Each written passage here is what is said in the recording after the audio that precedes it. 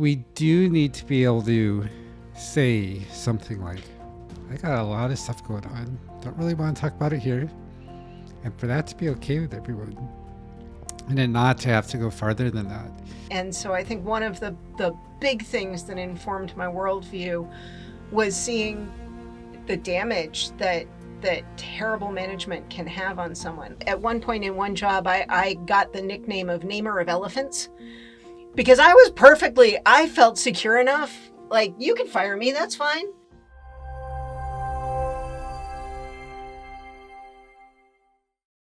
Whether you want more innovation more easily, you are feeling burnt out or overwhelmed, or you simply know that something isn't quite the way you know it can be, you are not alone. I hear the same from leaders every day. On Uncommon Leadership, we explore aligning personal fulfillment with business success, creating authentic teams, and cultivating the resilience, adaptability, and ease necessary to move beyond simply surviving today's challenges into thriving. I'm Michael Hunter with Uncommon Teams, and today we will uncover fresh insights into what it means to lead in this crazy world today. Joining me is Elisabeth Hendrickson. Elisabeth is a well-known speaker, author, and founder of Curious Duck Digital Laboratory. She helps software development organizations deliver more effectively. Her approach blends one-on-one coaching with group work. She works together with you to tackle issues that are holding teams back and to grow their technical leadership skills. The result is improved delivery times, increased efficiency, and better collaboration, all in service of building leading-edge products at a sustainable pace. Welcome, Elisabeth. Thank you so much. It's good to be here. I appreciate you having me. You're welcome. I'm happy to have you here. When did you first recognize that integrating your whole self, bringing that into everything that you do, might be a valuable approach? That is a great question that I don't have a great answer to. I will say that it's always been important to me to live my values. So that's one of the things that I can't even pinpoint a time when I wasn't, when I had an abrupt aha and realized that, oh, hey, wouldn't this be cool? But exactly what that meant, I think, probably evolved over the years. And I don't know. I guess I'm not quite sure where to go from there. Where you said it evolved over time. Where did it start, and where is it now? And what interesting detours did you take? Well, I guess where it is now is probably I am much more integrated wholly, and you see what you get. Or you get what you see, whatever the right phrase is for that. Whereas probably when I was way younger, I didn't really know who I was. And so I might have thought that I was being my whole self and not really realized who that was. So in terms of where I am now, values like honoring people and inclusion and all of those are really important to me. And I bring those to any engagement that I am involved in. In terms of where I was, like I think of who I was when I was 20, and I had not figured out the world at all. And I was questioning politically, I was questioning basically everything. And so showing up at work with all of who I was, I guess I still did because I showed up as a very curious person, but not one who had a whole lot figured out yet. So you say you didn't have the world figured out yet when you're 20. Does that mean you have it figured out now? And if you do, can you please tell me the answer? That is an excellent call out, because while I think I have a lot of stuff figured out at this point, I imagine that another 3 decades from now, I'll look back and laugh at how naive I was, just like I look back 3 decades ago and laugh at how naive I was. But I certainly have figured out a whole lot more about how the world works and how things fit together and what I think is important. And especially these days with everything that's going on in the world, I think that humans are really, really important, and treating people well and with dignity and respect and being mindful of inclusiveness is super important. Whereas when I was in my 20s, I was pretty intolerable of anybody who I viewed as incompetent.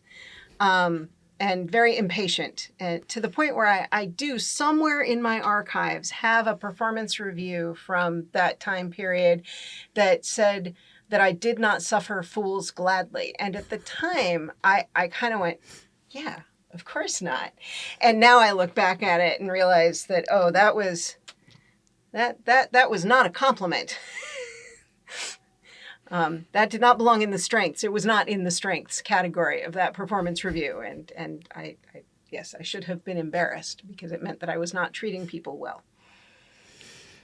What has helped you learn more about the world and form the values that you have now? I don't know, just living through a lot of years and seeing a lot of stuff. Seeing people who got hurt emotionally hurt at work in ways that were incredibly damaging, and they lost their self-confidence, and realizing that's not okay. That doesn't mean that I, as a leader, performance management is a thing. So I am not trying to suggest that as a leader, I wouldn't ever manage someone out. I absolutely would. But there are ways to do it and ways not to do it. And so I think one of the big things that informed my worldview was seeing the damage that terrible management can have on someone. I remember somebody who I worked with. I was in my 20s. I had no idea how the world worked. There was a guy who I worked with who was older than me. I have no idea how much older, and he didn't work directly with me. I just sort of knew him from, I worked for a larger company, and I would run into him periodically. And he was let go. I don't know any of the circumstances around it. I have no comment on that. But I remember seeing him at a mall, like not that long after, and his entire body was just like, his whole body language was shrunken. And he had very clearly been hurt. I mean, we recognized each other, and I said, "Hi, how are you doing?" And he was trying to be polite, but he was not doing okay. And it's hard for me to remember that far back to remember exactly what we said or exactly how I knew he was not okay because of the whole job thing. But I remember knowing that it was related to that. And that particular incident definitely sat with me. At the same company, there was somebody else who I was friendly with but didn't work with directly. And she had just gotten like an award for having been there for some number of years, some period of time. But then they also had changed her job to one that she was not qualified for and managed her out on the basis of something that she never signed up for. And she was also just devastated by this. And so these kinds of things, like I witnessed them, I was not directly involved, but they were not okay. Which doesn't mean I didn't completely screw up when later I did have leadership responsibilities. But every one of the incidents where I saw the aftermath of somebody getting hurt informed my intention to avoid doing that to anybody ever under any circumstance. That mirrors some of the experiences that drove my own shift from debugging code to helping people debug themselves. Of a whole series of experiences like that where I realized this is not a technical problem. This is entirely a people problem. And oh my gosh, that means that actually all of the technical problems I think I'm dealing with are really people problems. Maybe I should go work on that stuff because that's going to be way more impactful. 100%.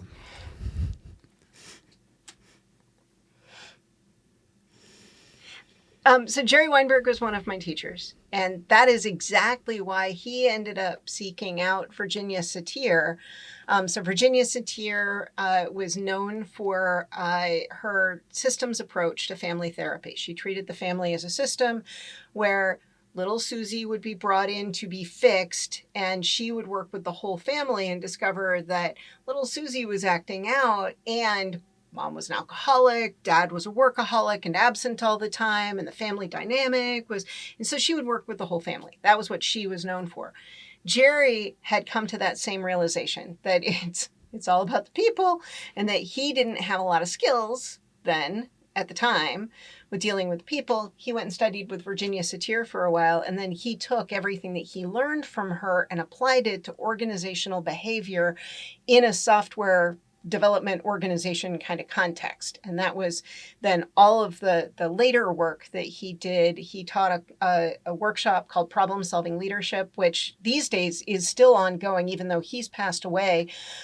Esther Derby and Don Gray, and I can't remember who else, but they teach it. So the class has lived on, which is great because it's so powerful.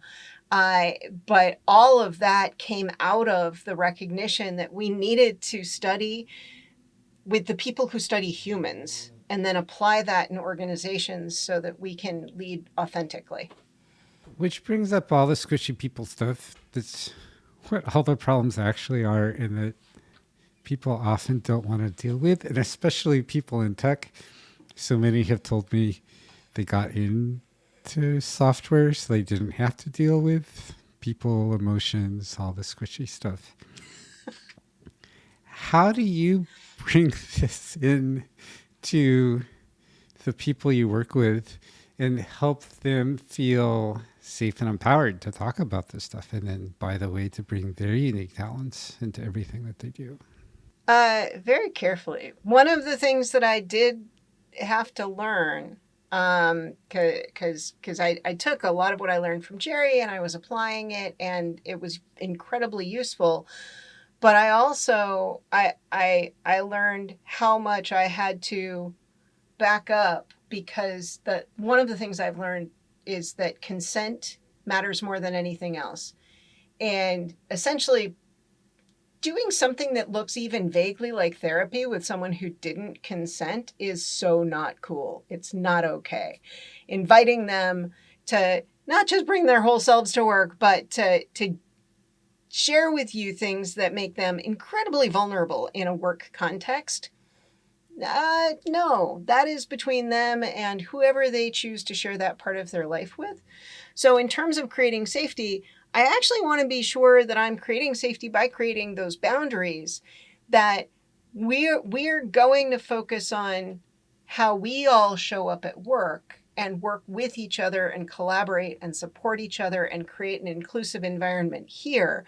But we're not going to ask people to be so incredibly vulnerable that they actually could end up getting hurt even worse. And one of the ways that I learned that was by being a little too vulnerable myself in a work context, and then having that thrown back in my face later and realizing that it is not appropriate to hand anybody that kind of information in a professional context, because it can come back in a way that creates so much. It's fraught with so much danger. So part of how I create safety is by not making it safe to talk about literally everything. Showing up as our full self doesn't have to mean, as you say, bringing every little Right. detail along and out on display. We do need to be able to say something like, I got a lot of stuff going on. Don't really want to talk about it here. And for that to be okay with everyone. Mm-hmm. And then not to have to go farther than that. 100%. Yes. And then the conversation maybe is... Exactly. Yes, that is exactly... Yes. How would you like us to support you? How can we help you out? You're a valuable part of this team. How can we adjust so that you can take care of what you need in the rest of your life, and also be happy to be here with us and give us what you can while you're going through this rough time. Yep. For leaders who even that much is super scary, how do you suggest they get started? I've been saying for a while, and I don't know if it's appropriate. This is one of those things I'll probably look back on in 20 years and think, oh, I needed to find a better way to express what I meant. But I've been thinking for quite a while that anybody who's in, especially an executive leadership position, would do well to go to therapy. Because the coming back to your actual question was how do you get them comfortable with it?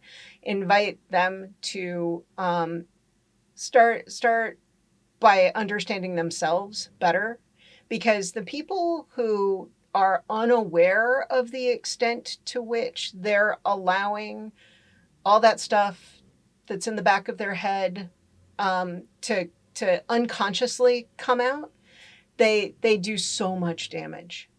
And so becoming internally aware of what's going on for yourself and the drivers that make you do the things, whatever it is that you do, the more you understand yourself, the more you're going to be able to accept wherever somebody else is and deal with what's right there instead of all of the other stuff that is context in your head.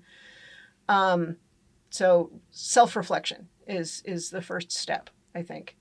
And to be super clear, I do not mean that as an executive, I hold sessions where I ask my reports to self-reflect. That is not what I'm saying. But I am saying that as a coach, I do sometimes end up suggesting somebody might want to think about where a particular thing is coming from. They don't need to talk to me about it because that's a different conversation, but maybe they should be reflecting on that where did that assumption come from, or that belief that they hold.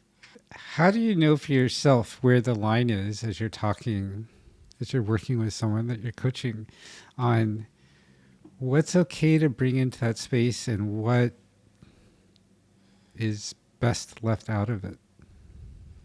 The work is always okay.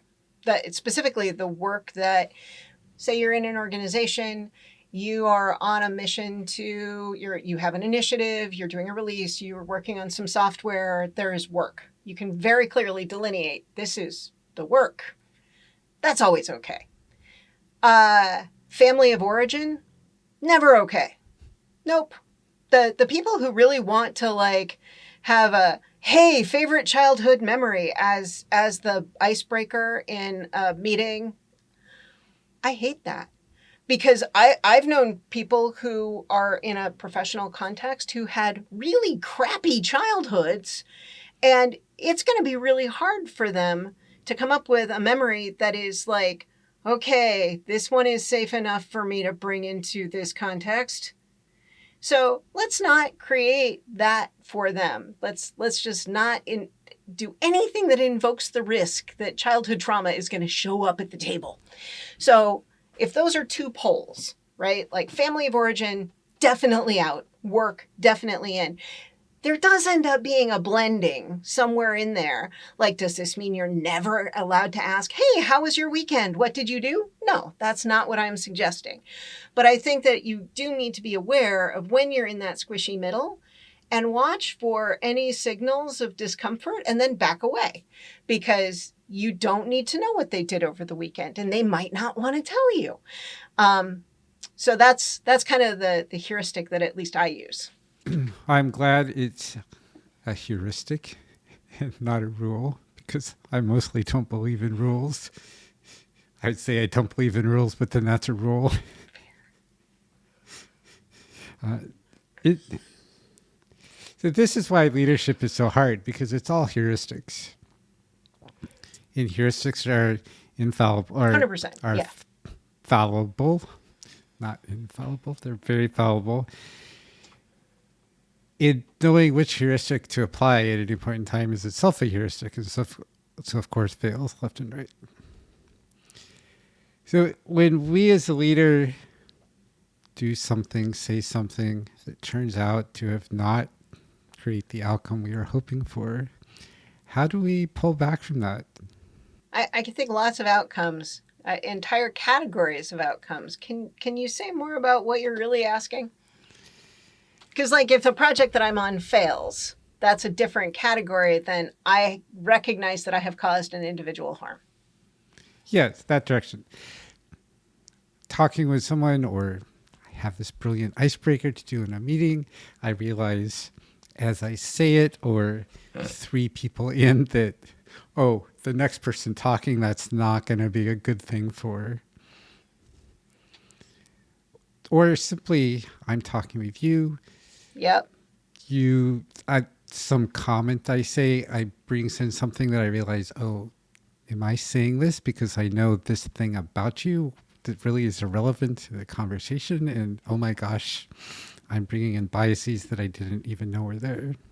Totally. No, we're all fallible. I mean, I have my mistakes in life were not solely in my 20s. I've made plenty of mistakes. I think that the important thing is to first recognize that consent is the most important thing, and to notice when you maybe don't have actual consent, when you're making the assumption that a thing is okay.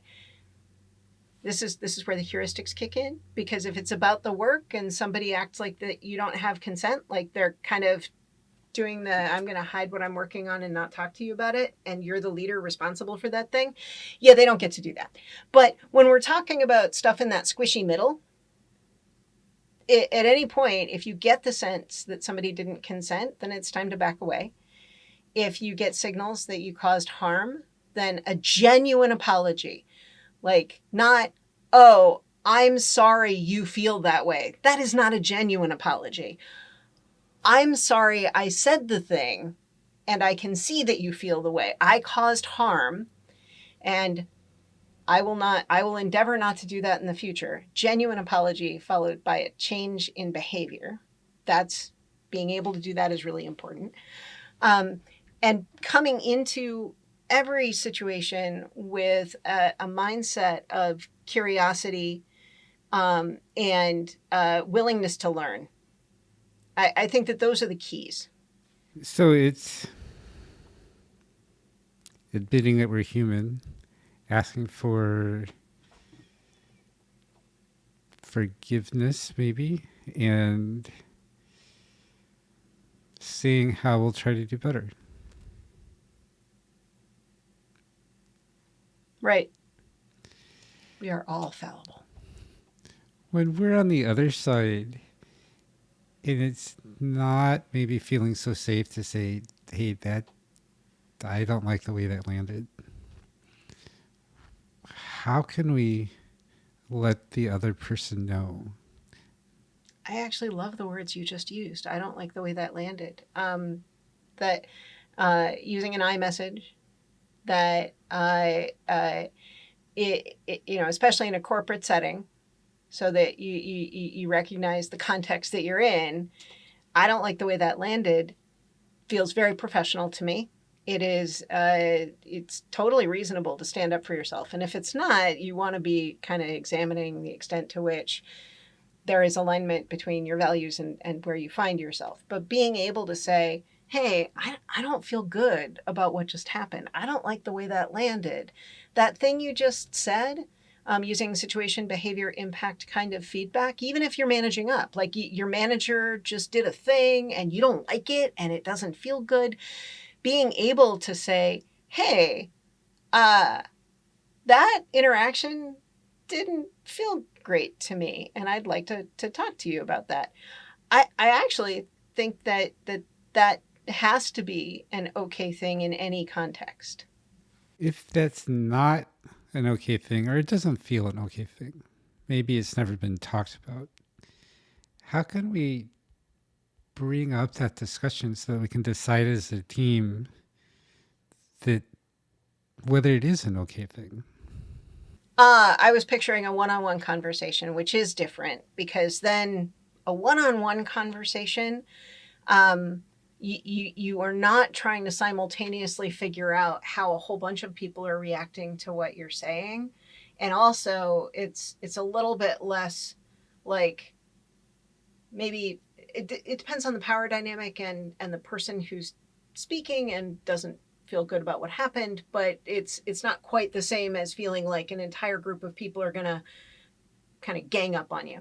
But within a team setting, like I'm picturing a situation that we had with a dynamic with a team where there was somebody who was I'm picturing a couple of different scenarios actually right now, where one person was feeling like the team was excluding them.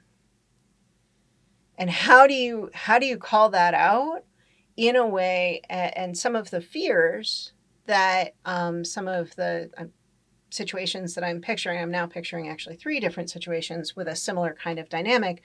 But the concern that the person who was feeling hurt would have bringing to the group as a whole group would be a fear of being perceived as weak, a fear of losing respect, a fear of being even further ostracized because they were talking about those squishy human things instead of doing the we only talk about competence here kind of thing.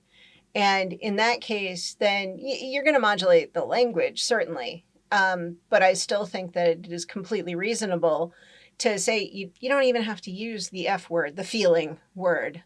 You can say something like, "Hey, that thing that just happened, I'd like us to consider altering our working agreements." You notice that the word "feel" didn't show up there, and you can use the word "think" if that feels safer, but you still get to say, "This wasn't okay with me." You just can choose different words that maybe are going to be a little bit less controversial in an organization that does not recognize that feelings are real things. And we can do the same thing if one-on-one, if speaking that up in the group is too scary. So the big picture heuristic I'm sensing here then is, one, if something isn't fitting, then talk about it. And 2, find a way to talk about it that fits into that environment, that culture. What do we do then if the culture is we don't talk about things? And I can't just go find another job because reasons. Yeah. I mean, you also get to decide. This is why consent is so important.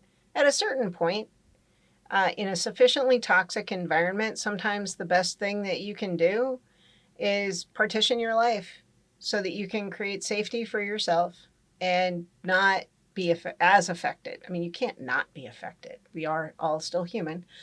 But I don't think it's healthy. I don't think it's a healthy thing in general for anybody, because there's a phrase, I don't know if it's a Brene Brown phrase or if it's somebody else, but hurt people hurt people.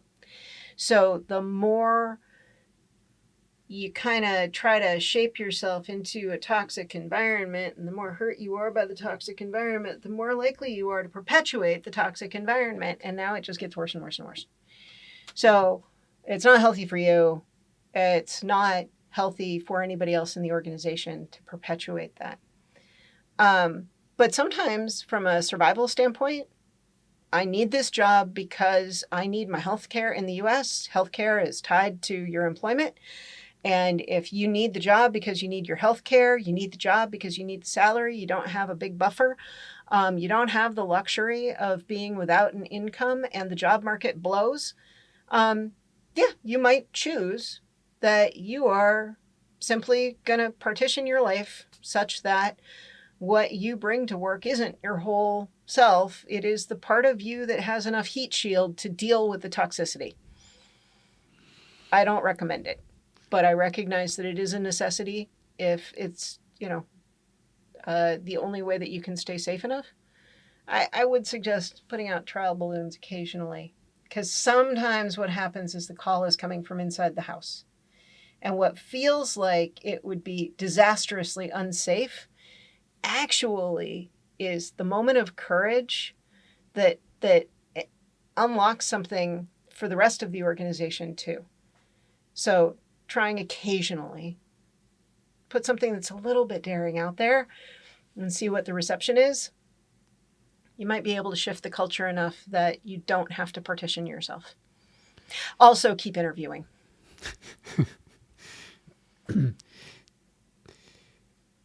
This reminds me of the offered suggestion in group environments that ask the quote dumb question, because whatever question you have, almost certainly 80% of everyone else has also.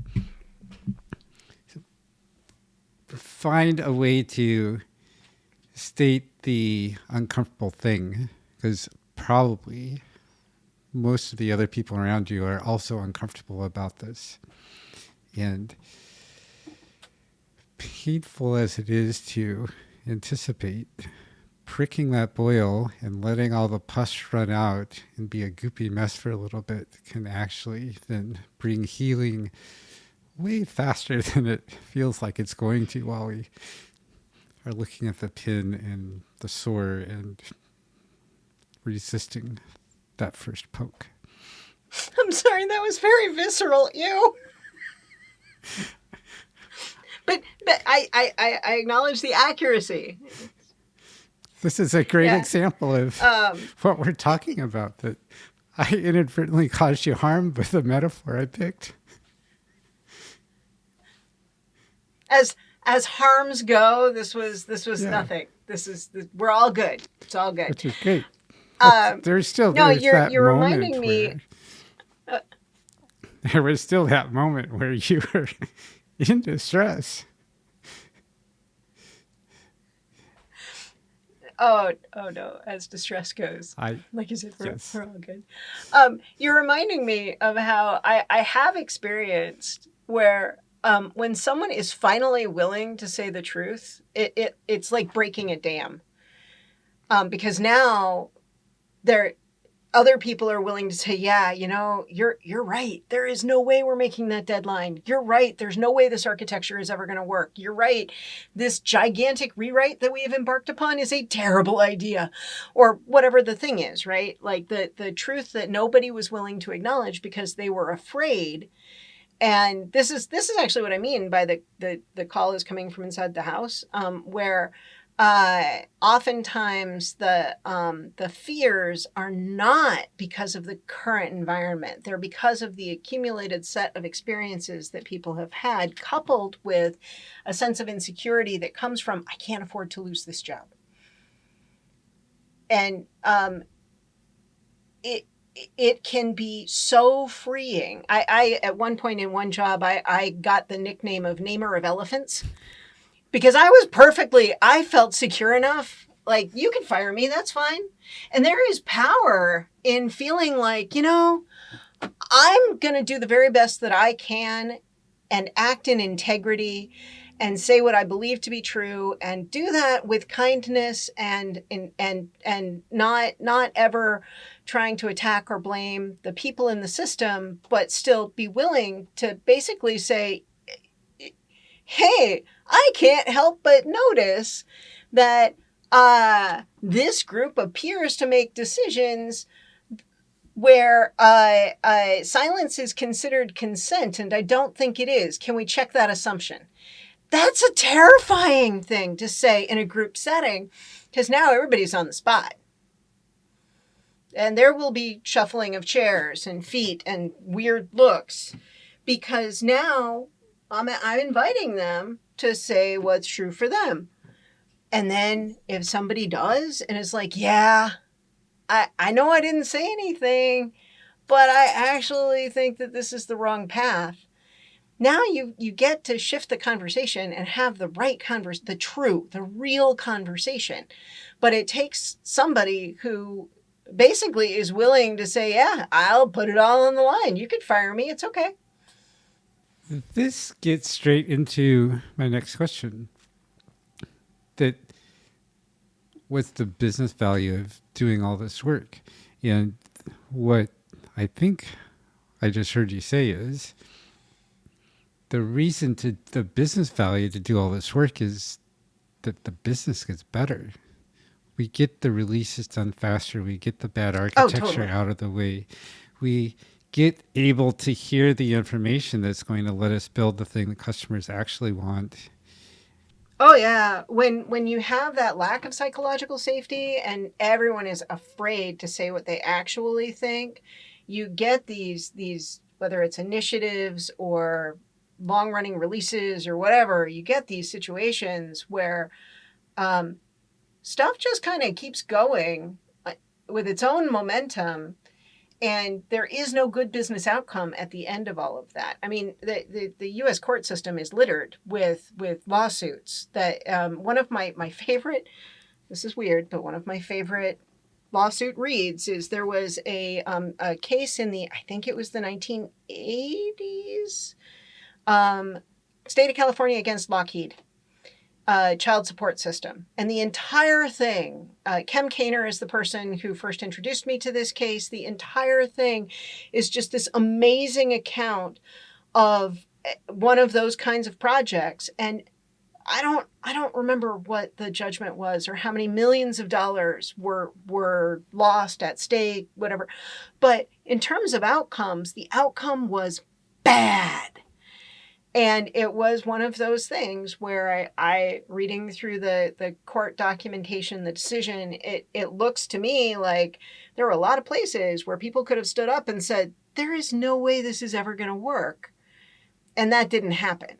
So what is the value to the business? Well, if you value your business, you'd better value an environment where it is psychologically safe to be honest about your observations. Save yourself a lot of money and wasted time and actually deliver value. And by the way, the more that we can do this, the more people are likely to show up excited, engaged, and energized, and then be able to carry out 100%. the work that we need them to do, and also be able to have these squishy conversations. It's a nice reinforcing loop. Yep. I need a squishy thing that says squishy. Squishy. I have a squishy duck. Squishy. It's not that squishy, actually. We've talked a lot about this maybe already. How else do you help people find their way through all the change, uncertainty, and overwhelm that is filling life up these days? Yeah, we live in really weird times. And the short answer is, other than acknowledging that we're all human and all the things that we've already talked about, when you look at some of what's happening and the extent to which just existing has become dangerous for some people in the US, there is literally nothing that I can do that's going to create safety for them. It would be a lie to pretend that I could. And so the only other thing that I know to do is be present and acknowledge the reality of whatever it is that they're feeling, and not try to pretend that I can do something that I simply cannot. But I think, I guess that my strategy really boils down to the aphorism, be kind, for everyone is fighting a hard battle, something like that. I'm getting the quote wrong.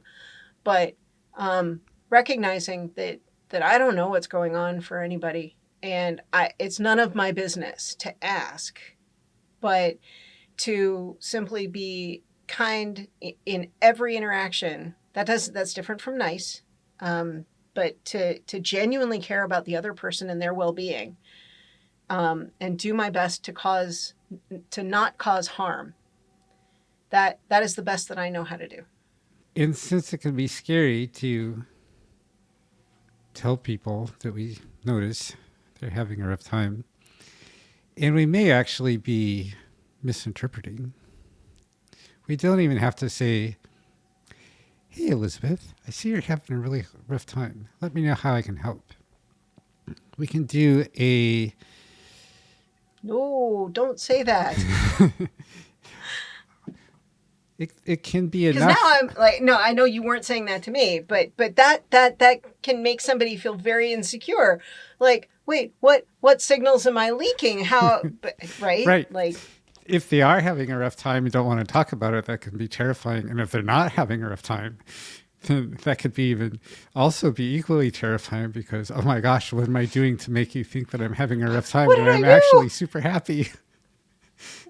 Right. So a really easy way to start is just to say, hey team, I am here for you. Let me know how I can help. Whether you are having a rough time, super happy time, whatever's going on, I'd like to help you make your day better. Yeah. There is this little thing that I have to acknowledge in the back of my head. And that is the difference between nice and kind. Because here's the thing. Let's imagine that you're a software engineering manager and you want everybody to feel supported, but at the same time, there is this person who is not actually doing well at work. You can't just be nice about it.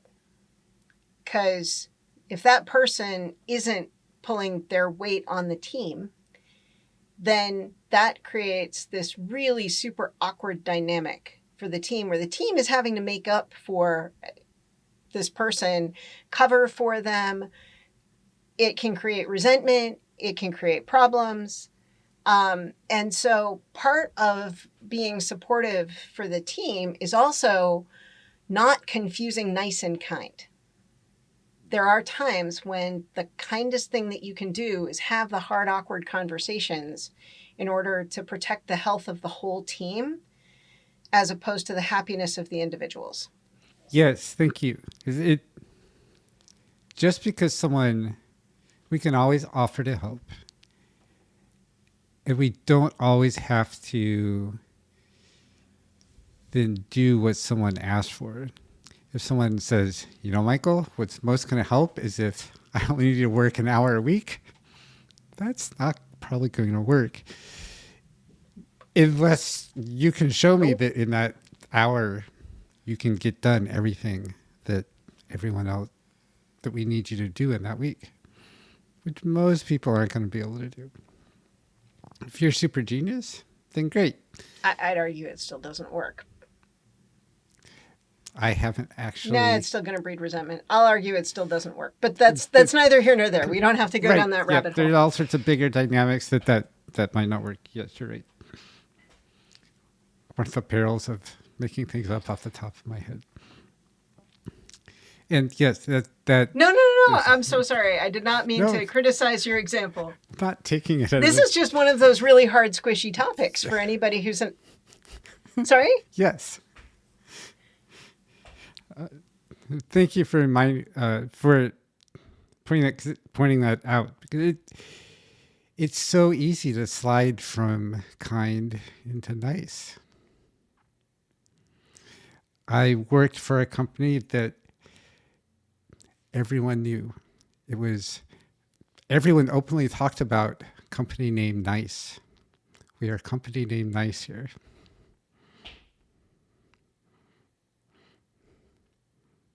And decisions could take a really long time to get made because everyone was Acme Corp Nice. Mm-hmm. Yep. Where what they really needed to be was Acme Corp kind. Oh, and the toxicity that Acme Corp Nice can breed, where it's a passive aggressive environment, and so you constantly now have to be hyper vigilant for the little signals. It's exhausting. Absolutely exhausting.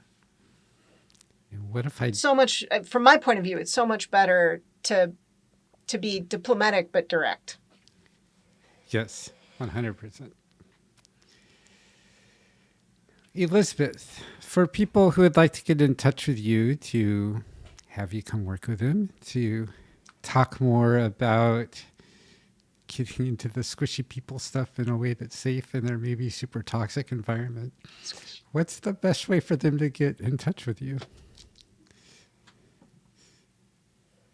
Probably LinkedIn. And I can make sure that you've got the link to my LinkedIn profile so that I'm easy to find. I only do two social things. There's the LinkedIn and Mastodon. Mastodon gets more of my spicier thoughts. LinkedIn gets more of my work thoughts.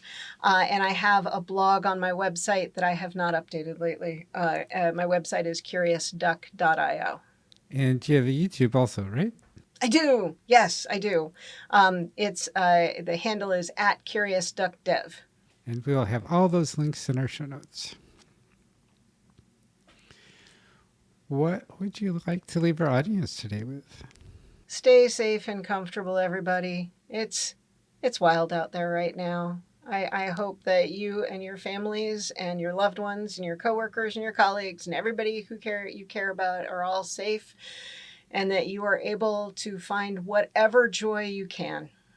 Thank you, Elisabeth, for a wonderful conversation today. Thank you. Thank you so much, Michael. You're welcome. And thank you, audience, for joining us today. Elisabeth and I would love to know what is bringing you joy right now. Thanks, and have a great day.